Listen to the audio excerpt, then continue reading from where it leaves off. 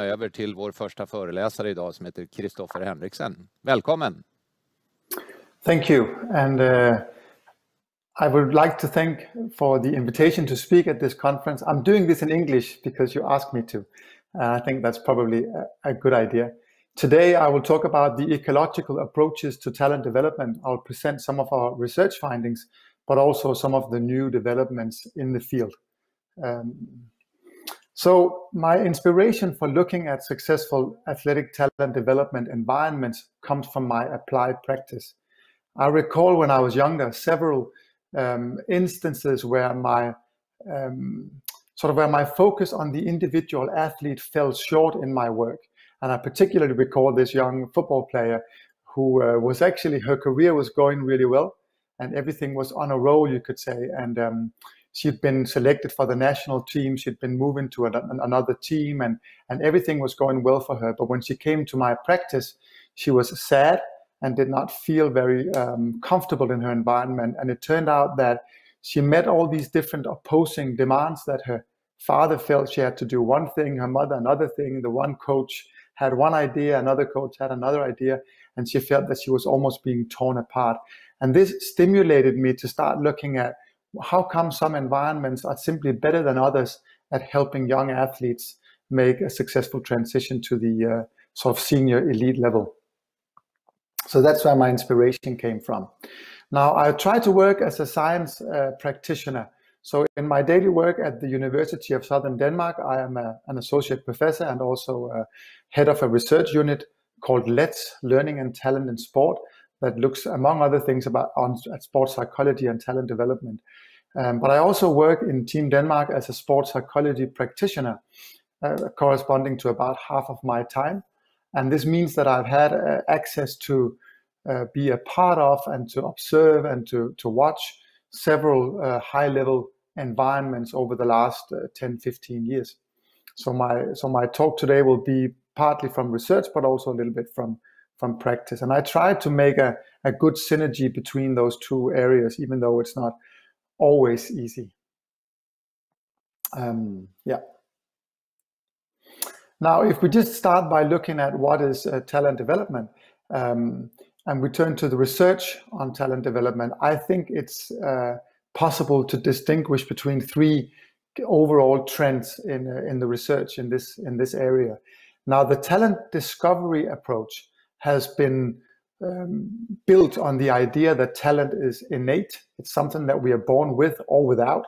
And that sporting organizations are wise to spend their resources to detect and select the most talented athletes, because there's no need to spend resources on young people who won't make it anyway.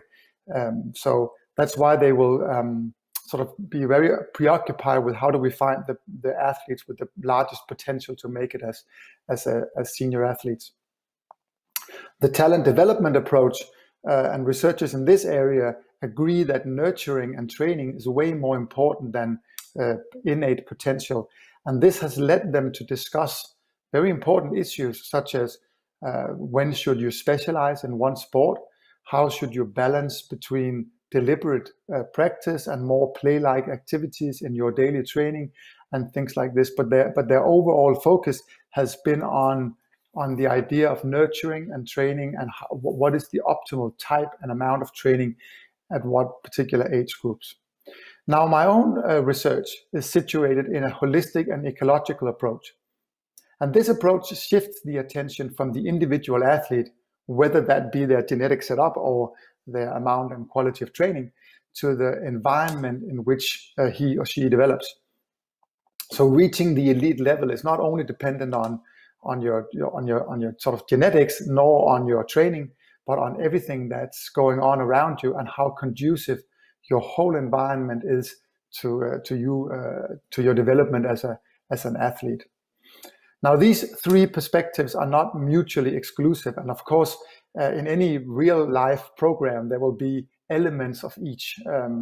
But it's still, the way that we understand talent development and look at it still has important implications for how we approach our practice, whether that be as a coach, as a sports psychologist, as a sport manager, or any other role. So now I'd like to turn our attention to the holistic ecological approach to talent development, and see what this has been all about. Now, I think it's important to start by saying that ecological psychology is not one theory. There are several schools of thoughts, and some of them don't even share that much in common, except perhaps the overall idea that the minimum relevant ontology, that is like the smallest thing that we can meaningfully investigate, is an athlete in context, or a person in context.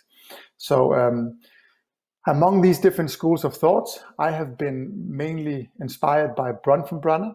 He looked at child development in the United States, and he sort of demonstrated how this development was affected by several layers of the environment, ranging from the microenvironment of the family to a macro environment, such as the sort of society and their norms and rules, and a lot of different parts in between. Now, the holistic ecological approach then shifts our attention to the environment and regards talent development as basically a social affair. So talent development is not just about what the individual athlete does, but it's how this individual athlete is situated in an environment. We realize that the environments are particularly influential when the athletes are young. They're very impressionable, so they learn a lot from being in their environments. And we also sort of take a starting point in the idea that some environments are simply better than others at supporting athletes in their transition to the elite level. When we look at the approach today, so what is sort of the status today, we will find that we have I think, I wouldn't quite say a theory yet, but still we have many of the elements that are needed to have a coherent theory. First of all, we have a theoretical framework where you can say the holistic ecological approach is built on systems theory and ecological psychology mainly, also cultural psychology. We have two working models. I will present those in a bit more detail. They're the ones in your picture now, but I'll present them in a bit more detail in a little while. We have research guidelines where we recognize that real life environments are really complex and all encompassing, and therefore we advocate a case study approach where we investigate real life phenomena in their real life context using multiple sources of data such as observations and interviews and what else is available. We have today a number of different empirical case studies. We've been investigating cases in most of Scandinavia, but actually also in larger parts of the world. And this has allowed us also to, through a cross-case analysis, to single out those features that are shared among the successful environments, which can, in a sense, provide us with a kind of a recipe. What is the good environment? What does it look like? And then finally, applied principles what does it mean if you work as a coach or as a sports psychologist from a holistic ecological approach. So this is the status where we are with the framework today. Let's take a look at the framework. So this is the framework consists of the two working models, and this is the athletic talent development environment working model. And this allows us to describe the environment in terms of the structure and the components that are in it. So the young athletes, they appear at the center of the model, and the immediate sport environment that surrounds it is the club with the coaches, experts, senior athletes, and so forth. This environment is situated also in a micro environment, which is where the athletes spend a good deal of their daily life, such as the school and the friends and the family. And beyond that is the macro environment, where you will have elements that influence the athletes, but in which they're not necessarily a part of, such as reference groups, educational systems, media, federations, and so forth. This environment is then situated in a time frame to illustrate how environments are typically always changing and shifting and are on the way to something different. Whereas the former model allows us to describe the environment, it doesn't necessarily help us to describe why they're successful. That's why we developed the environment success factors model, to structure the factors that may be responsible for the environment's success. Taken as a starting point, the preconditions such as money and facilities and coaches, and the model illustrates how the process, what goes on in the daily life, has three different outcomes. First, the individual develops and learns something from being in the environment.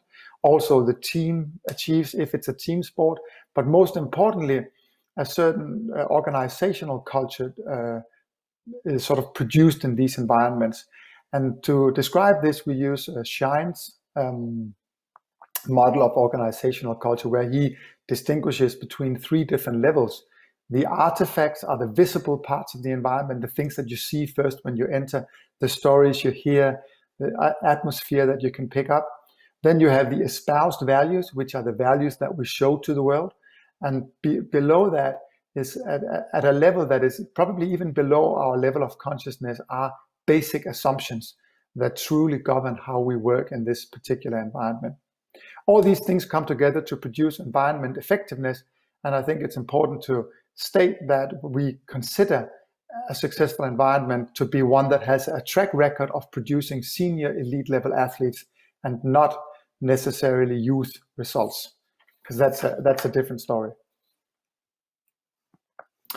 Like I said before, we have used this framework to investigate a number of different cases in different sports, such as sailing, cycling, swimming, badminton, kayaking, track and field, and other environments. And also other researchers have investigated environments around the world that we have not been involved in, which I find to be particularly I'm proud of that. But when we did that, and towards the end of this, we also investigated an unsuccessful golf environment at a sports academy, just to have a reference case and to see if the ideas that we had developed were right, or whether we were, if they were doing exactly the same things as the successful environments, we would have been in trouble. But I can promise you they didn't. So that was really nice. Now, I don't have time to present these environments in any sort of detailed level, but I will just show a few examples of how we can work to adapt the working models to empirical models to illustrate how these environments work and why they are successful. This is a picture of this is the empirical model of the Vang kayak team. Now, Vang is a school in Norway. They have several different sports. One of these sports is kayaking.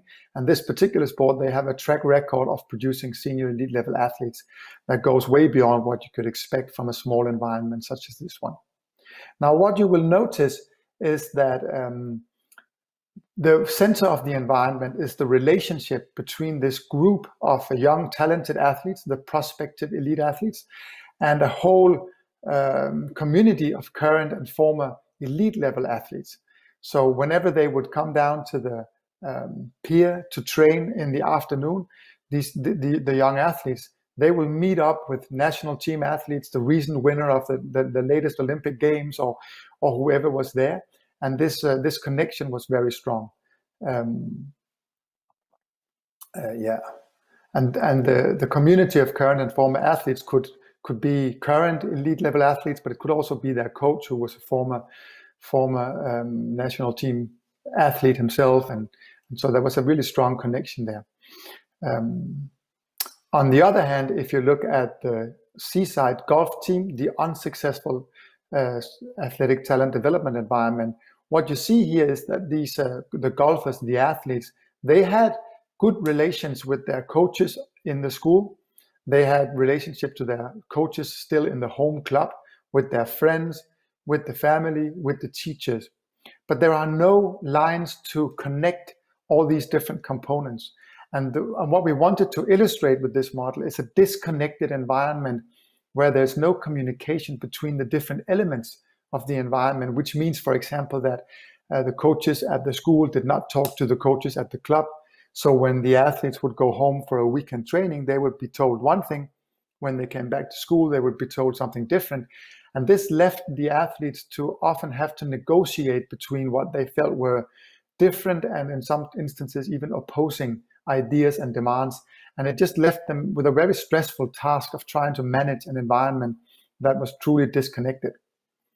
I think it's also worth to mention that the elite level golfers, their role models in this model is placed in the macro environment, because there really was no daily connection between the young prospective athletes, the talented golfers, and the elite level golfers.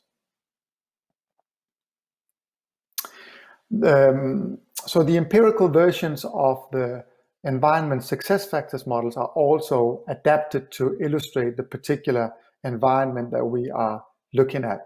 This is again an image of the Vang kayak team in Norway. And as you can see here, the most important part of understanding why they're successful is that they had a very strong organizational culture that revolved around ideas that dictate openness, sharing knowledge, training together, and having a versatile sports profile where you were allowed to do training in different sports and all kinds of different elements of the sport, even though you were at a high level.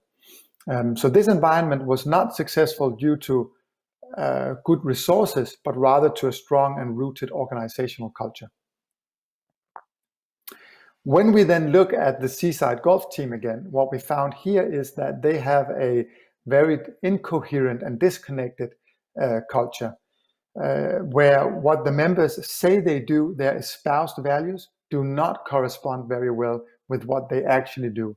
So even though we saw espoused values such as responsibility and other things, we also saw athletes being late for training, eating pizza when it was fish day, and all these different sort of where they would demonstrate autonomy but not very much responsibility, and this altogether created a group of athletes who learned that an elitist mindset were not rewarded and who didn't train the way that they were supposed to do.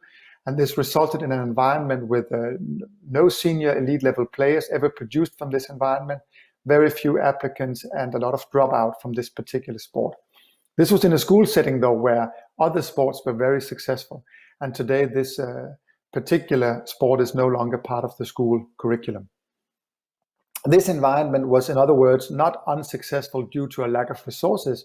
They actually had good resources and a very good chance to do a good work, because they were at the same school. They were the teachers and the coaches would have lunch every day, so they really had a good chance of having a discussion on an everyday basis, but they didn't manage to do so. Now let's look at a summary. What we found was that of course every environment is unique, so all the environments we looked at are different in a way, but we also realized that these environments share a number of features that may be perceived as kind of a recipe, or at least some things that are really important for us to consider in our own work to improve our environments. Now, what we found was that these successful environments, unlike what you may expect, were not small elitist environments where a select few athletes were given an extra attention. But then what? First of all, the environments were characterized by a really strong, a good structure. Examples of this include that there were proximal role models, that they had inclusive training groups that were open to people of different sporting levels, so there were really good athletes and also less competent athletes that were there in the environments, perhaps based on the idea that we don't know who will be good in the end. That coaches, national team coaches, school teachers, and parents sort of agreed on the overall goal and pulled in the same direction, rather than leaving the athletes in the center to try and negotiate opposing demands. And also a fairly big group of athletes who were friends and had fun in their daily life. I think the overall term here is integrated efforts, which means that the efforts that are being undertaken in the environment are concerted, and these efforts are between the school, sport, different parts of the sport, such as the school teams, the national teams, the club teams, and so forth. Now, the second part is that these successful environments also were characterized by a very coherent organizational culture. And I think the most important part is that this culture is actually coherent and that there is a correspondence between what we say we do and what we actually do in our daily life. These cultures were often characterized by a focus on long-term development rather than short-term results, a focus on training that allows for diversification. So rather than really narrowing in and specializing at an early age, these environments allowed a range of different sports and different ways to approach training. Openness, sharing knowledge among athletes, among coaches from different sports even, and also a room for what we would call a free initiative, so that if you want to train, you're allowed to train. You're not stuck in a certain setting because you're not allowed to be on this particular team or other things. I recall actually from one of my case studies in Sweden how this was very clear, that if you had an athlete who was unable to take part in the setting where she was meant to be training in the morning, for example, due to a dentist appointment or whatever, she could take part in another training a little bit later in the day, which was actually from another school or another sport, but based on the idea that it is not one part of this environment against the other. It's more like Sweden against the rest of the world, or wherever it might be. So there was this openness, which I find to be not always the case in elite sports environments, actually very rarely the case. So I just also want to say that I think it's that there are more than 200 different definitions in the literature about what talent is.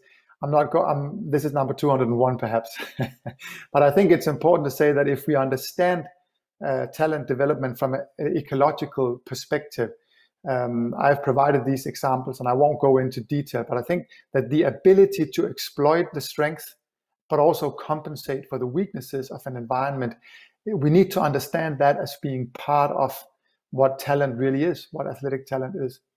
And also, I think it's important to understand that talent development is a mutual accommodation between an athlete or a group of athletes and the dynamic sporting environment. So it's not just about athletes adapting to the environment, but it's also the other way around, in a way that supports the personal, the psychosocial, and the sport-specific skills that are required in the pursuit of an elite athletic career. So not only the sport-specific skills, but also the more personal skills are very important here. I want to take a chance to look a little bit at some of the new developments in our field. And as this framework has been gaining ground and has settled in, we have seen an expansion of what it has been used for. First of all, I've been lucky enough to witness that this approach has been adopted by researchers abroad, in Canada, in Singapore, in Brazil, and other countries, which I'm very happy about. But also with good colleagues, we have been able to expand into new areas of research where we can use the same, the holistic ecological framework. And let's look at some of these. Now, first of all, there has been an expansion to look at dual career development environments. And these are environments that deliberately work to combine sport and school environments. So the ecology of dual career is a European project where we adapted the models and the framework. You can see it on the right side of your screen, that we have slightly adopted these models to fit with dual career development environments. And we studied such environments in 7 different European countries, including Sweden, Denmark, but also UK, Belgium, and other countries.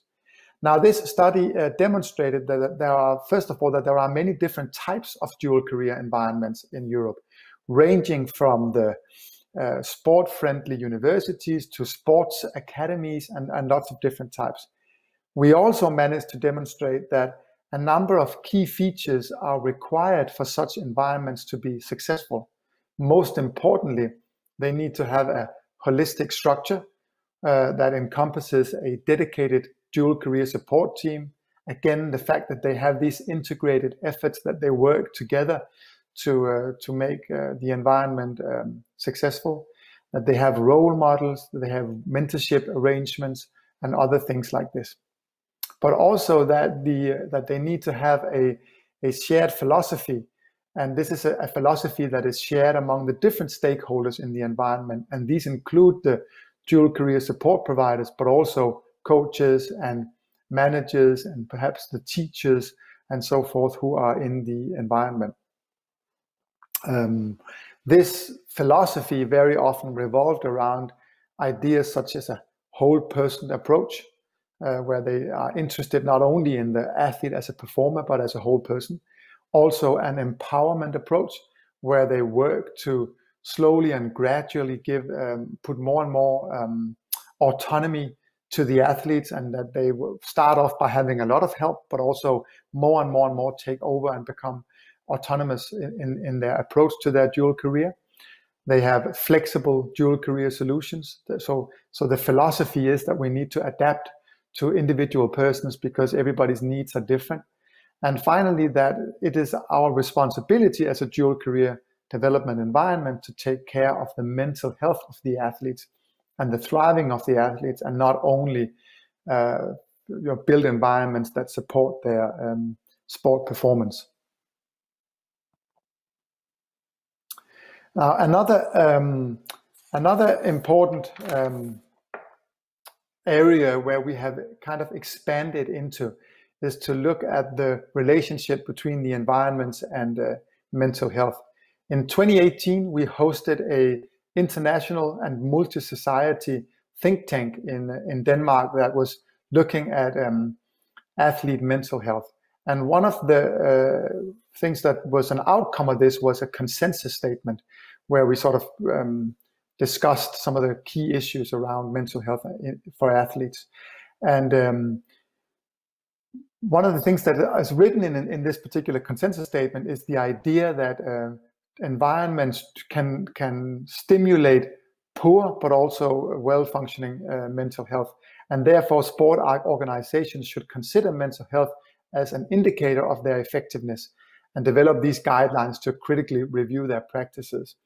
Now, we know, of course, that environments undoubtedly jeopardize mental health when they allow bullying, when they condone excessive weight control, when they fail to prevent sexual abuse, but also more sort of accepted practices, small practices, you may say, have a negative impact.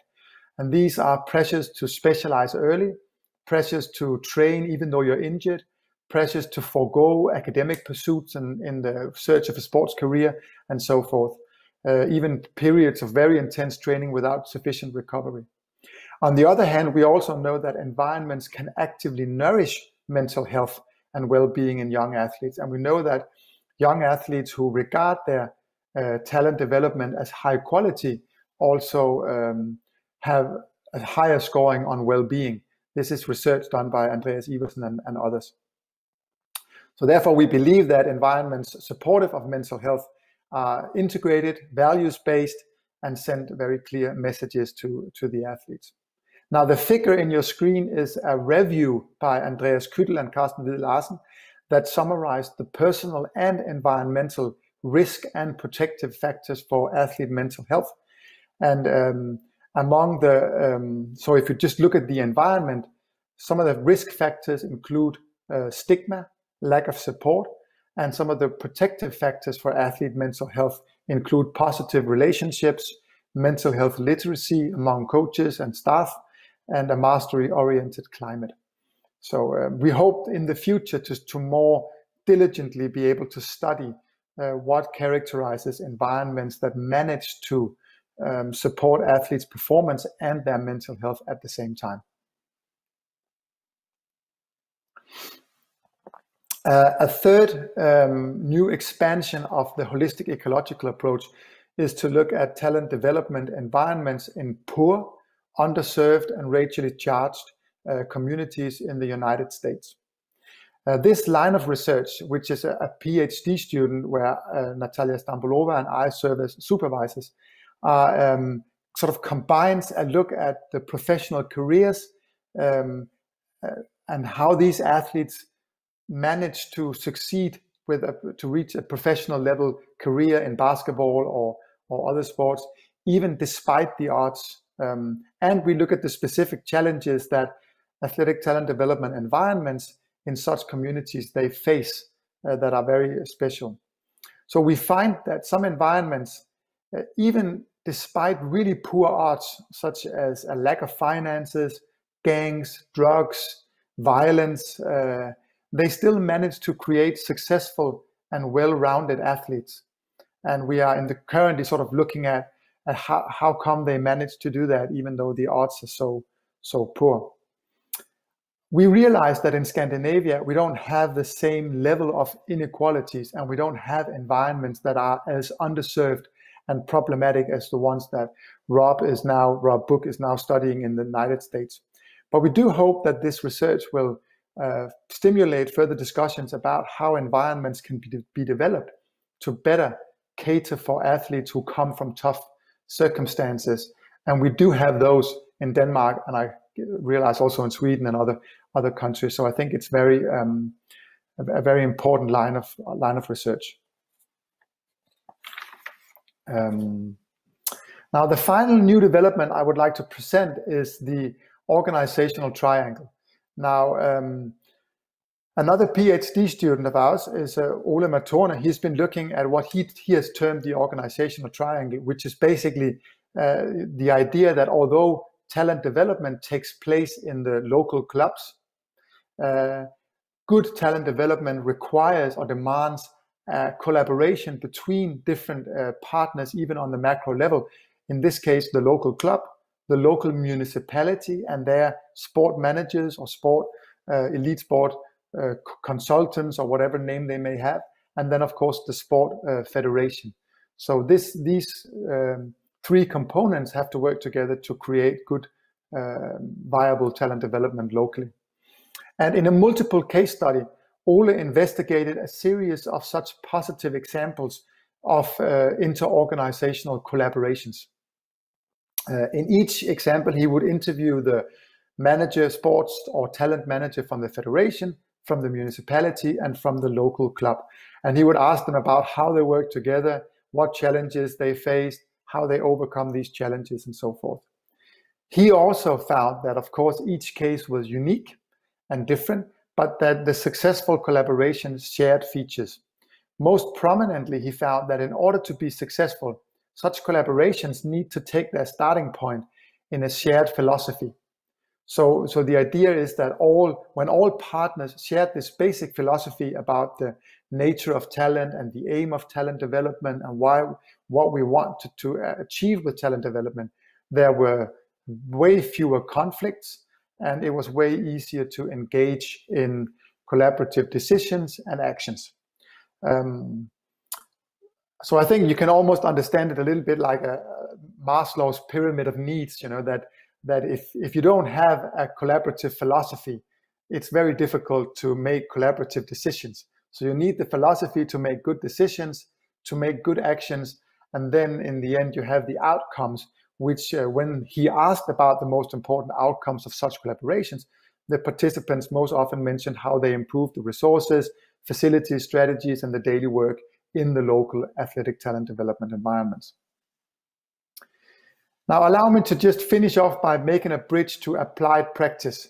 And the idea here that, as you said, a sports psychologist who is more interested in what's around their heads than in their heads. And I think it's important to say that when we look at what we could call a winning mindset or mental strength or mental toughness, these different approaches that I presented in the beginning have implications for how we understand that. In a talent discovery approach, a winning mindset is something we look for when we select athletes. In a talent development approach, it's something we target in workshops specifically. But in a holistic ecological approach, the mindset is something that grows out of the daily interactions. And therefore, it's very important on an everyday basis to have a strong environment where the athletes learn the right things. And this allows me to sort of repeat what one of the fathers of ecological ecology said, that when you want to understand why people behave the way they do, you should ask not what's inside their heads, but what their heads are inside of. So very, very correct introduction from you. And if I can just give examples of how we work with this in my applied work in Team Denmark, we do work both to improve structures. For example, we've tried to work to integrate efforts between teachers, parents, and coaches by bringing them together, having meetings, having discussions around how they can coordinate and collaborate, but also on a more macro level between federations, municipalities, and some of Ole's most recent work is on how to bring these macro level players together to create a successful environment. But we also work deliberately on improving the culture in particular environments. So we have interventions to improve team culture and to improve athletes' mentality by creating a certain culture through the coach sort of making or understanding that he has to be a cultural leader and that he is the one who or the coach plays a key role in defining the culture that's present in any given environment. So I think that kind of concludes where what I wanted to say.